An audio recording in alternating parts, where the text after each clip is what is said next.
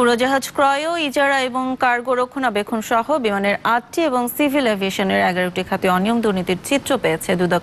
এ সংক্রান্ত প্রতিবেদন আজ জমা দেওয়া হয়েছে বেসামরিক বিমান পরিবহন ও পর্যটন মন্ত্রণালয়ে। প্রতিবেদন গ্রহণ করে প্রতিমন্ত্রী জানান, বিমানের সাথে সম্পৃক্ত কারো দুর্নীতির প্রমাণ পাওয়া গেলে কঠোর ব্যবস্থা নেওয়া হবে।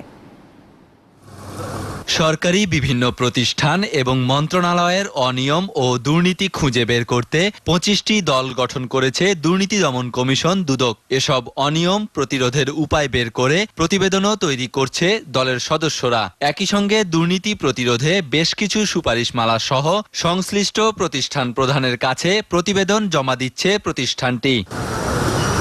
তারই ধারাবাহিকতায় দুদকের হেল্পলাইন যাত্রীদের অভিযোগ এবং গণমাধ্যমে প্রকাশিত প্রতিবেদন পর্যালোচনা করে বিমান বাংলাদেশ এয়ারলাইন্স এবং সিভিল এভিয়েশনের অনিয়ম নিয়ে প্রতিবেদন তৈরি করেছে দুদক। এতে বিমানের 8টি এবং সিভিল এভিয়েশনের 11টি খাতে নানা অনিয়মের চিত্র উঠে এসেছে। প্রতিবেদনটি আজ বেসামরিক বিমান পরিবহন ও পর্যটন প্রতিমন্ত্রী হাতে তুলে দেন দুদক কমিশনার। তিনি জানান, বিমান ক্রয়, ইজারা নেয়া এবং রক্ষণাবেক্ষণ সহ যাত্রী হয়রানিতে দুর্নীতি হয়েছে।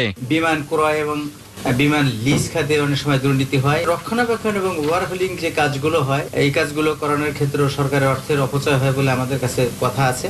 গ্রাউন্ড সার্ভিসের মান আমাদের দেশে ভালো না এবং মন্ত্রণালয় যদি এ ব্যাপারে আরো বেশি মনিটরিং এর ব্যবস্থা বাড়িয়ে দেয়, তাহলে আমার মনে হয় যে বিমান সম্পর্কে আমাদের যে অভিযোগগুলো আছে সেই অভিযোগগুলো থাকবে না।